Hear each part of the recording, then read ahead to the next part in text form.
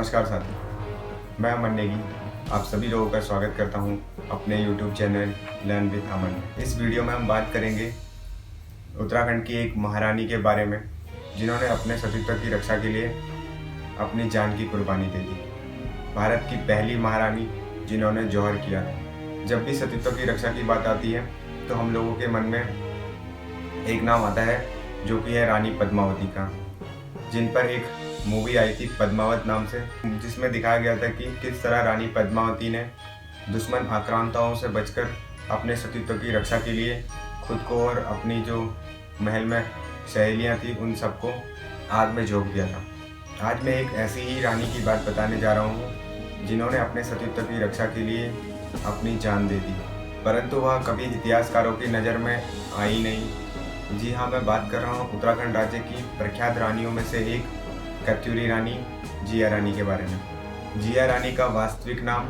या फिर जो बचपन का नाम था वह मौला देवी था और वह हरिद्वार मायापुर के राजा अमरदेव पुंडिल की पुत्री थी।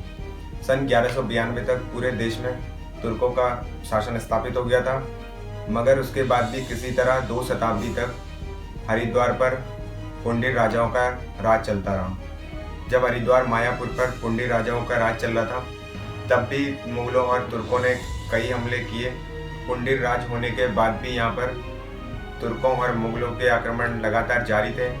अब जो तुर्क थे वह हरिद्वार तक ही सीमित नहीं रहे, बल्कि वह गढ़वाल और कुमाऊं क्षेत्र पर भी आक्रमण करने लग गए थे। ऐसा ही जब एक हमला हरिद्वार पर हुआ तो पिथौरागढ़ के राजा थे प्रीतम देव, उन्होंने अमरदेव पुंडिल की सहायता के लिए अपनी एक सेना भेजी, जिसके बाद मायापुर के राजा अमरदेव पुंडिल ने अपनी पुत्री मौला देवी का विवाह कत्यूरी राजवंश के राजा प्रीतम देव से कर दिया। मौला देवी प्रीतम देव की दूसरी पत्नी थी। मौला देवी के 3 पुत्र हुए, जिनमें सबसे पहले पुत्र जो थे वह धामदेव थे, दूसरे पुत्र जो थे वो दुला थे और तीसरे पुत्र ब्रह्मदेव थे।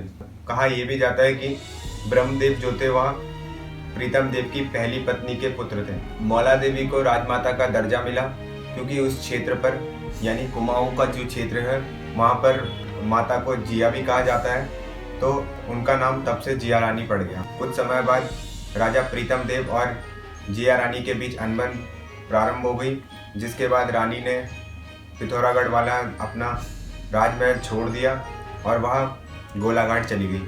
गोलाघाट पर उन्होंने एक सुंदर सा बाग बनाया जहां वह 12 साल रही। उसी जगह को अभी रानी बाग नाम से जाना जाता है। 1398 में मध्य एशिया के हमलावर तैमूर ने दिल्ली पर हमला कर दिल्ली मेरठ को रौंदता हुआ वह हरिद्वार पहुंच गया। हरिद्वार पर उस समय वत्स राजदेव पुंडिल शासन कर रहे थे। उन्होंने वीरता से शत्रु सेना का सामना किया, परंतु शत्रु सेना की भारी संख्या होने के कारण उन्हें वहां पर हार का सामना करना पड़ा। राज परिवार को वह जगह भागकर छोड़नी पड़ी।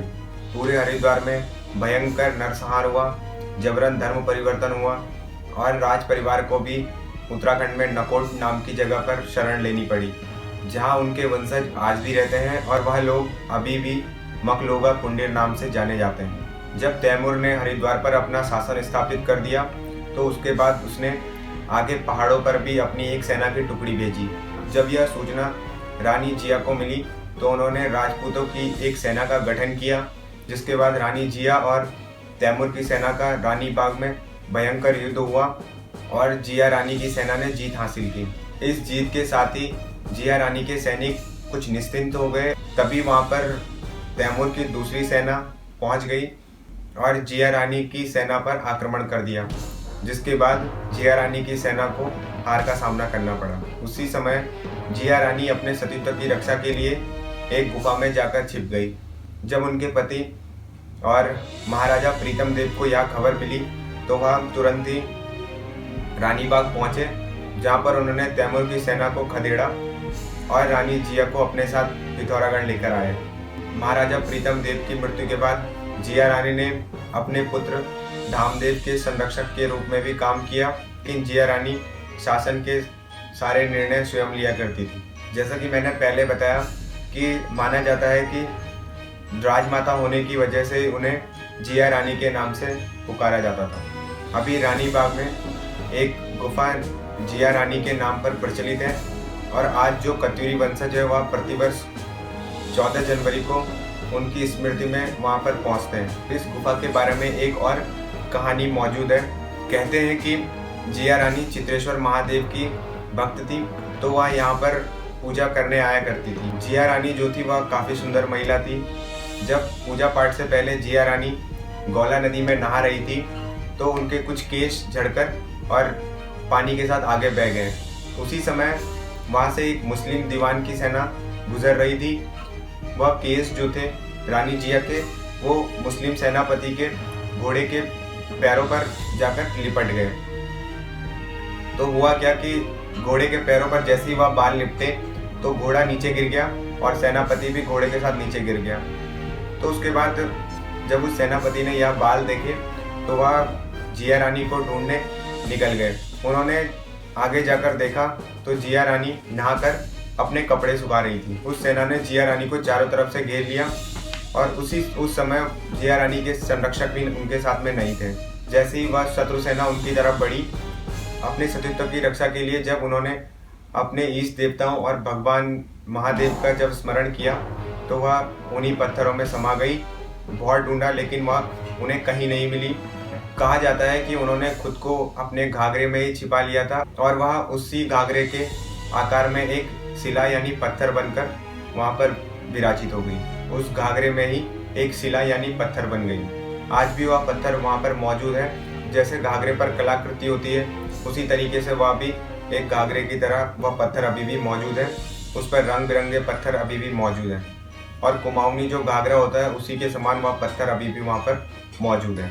यह जो रंगीन पत्थर है वह रानी जिया का स्मृति चिन्ह भी माना जाता है। वह इस दुनिया को छोड़कर चली गई परंतु उन्हें अपने सतीत्व की रक्षा की। तब से यह जगह विश्व विख्यात हो गई। मौला देवी को जो नाम दिया गया था जिया माता का, वह नाम उनके न्याय हो गया, शक्ति हो गया, भक्ति हो गया, प्रजापालक हो गया, इन सब में वह निपुण थी, तो इस वजह से उन्हें जिया माता का नाम दिया गया था। मौला देवी प्रजापालक थी तो कुछ लोग उन्हें नंदा देवी का अवतार भी मानते थे। रानीखेत का नाम भी माता जिया रानी के नाम पर ही पड़ा है। अब हम बात करते हैं कुमाऊं में जो जिया माता का मंदिर है उसके बारे में। जिया माता का जो मंदिर है वह रानी बाग में स्थित है। वर्तमान में 14 जनवरी यानी मकर संक्रांति को जो कत्यूरी वंशज है वह परिवार के साथ चित्रशिला में पहुंचते हैं। इस रानी बाग नाम की जगह पर एकत्रित होते हैं और जिया माता का स्मरण करते हैं। उस दिन वहाँ पर यानी 14 जनवरी को वहाँ पर जिया माता के जागर भी लगाए जाते हैं और जागर के दौरान जय जिया का ही नारा गूंजता रहता है। कत्यूरी वंशज जो है वो जिया माता को पूजते हैं और उन्हें जन देवी और न्याय की देवी माना जाता है।